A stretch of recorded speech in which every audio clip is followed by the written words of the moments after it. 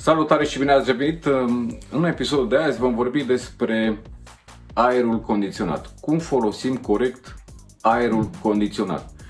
Păi, în primul rând, trebuie să curățăm filtrele. Eu recomand să curățăm filtrele de 2 ori pe an, cel puțin de 2 ori pe an, înainte de a veni vara și înainte de a veni iarna, pentru că atunci folosim cel mai des aerul condiționat. De exemplu, înainte să vină vara, deja la sfârșitul primăverii, să luăm filtrele din aparatul de aer condiționat și să le curățăm.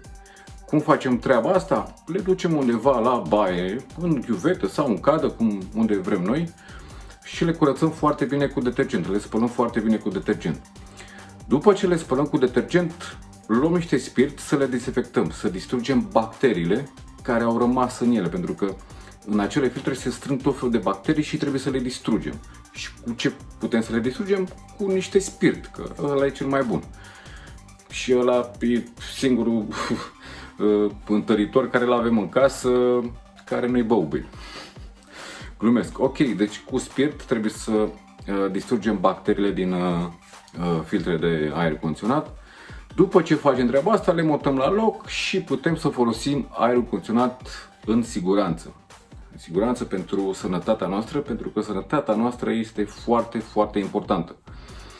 Ok, dar cum folosim pe timp de vară, de exemplu, aerul condiționat? Păi, dacă afară sunt 32 de grade, noi îl dăm la 24 de grade. Deci nu îl dăm la 18 grade sau la 16 grade, da?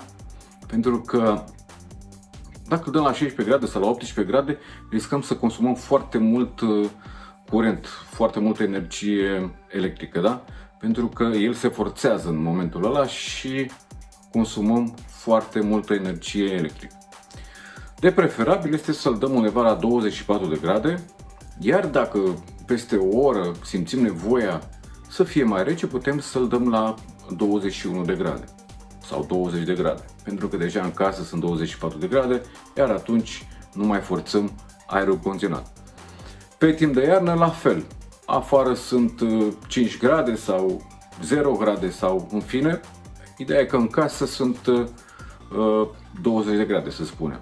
Nu îl dăm direct la 30 de grade să fie super cald. Oricum e foarte cald la 30 de grade, îl dăm tot așa la 24-25 de grade. Dacă după un timp simțim la fel că avem nevoie de mai multă căldură, putem să mai creștem, să-l dăm la 26-27 de grade.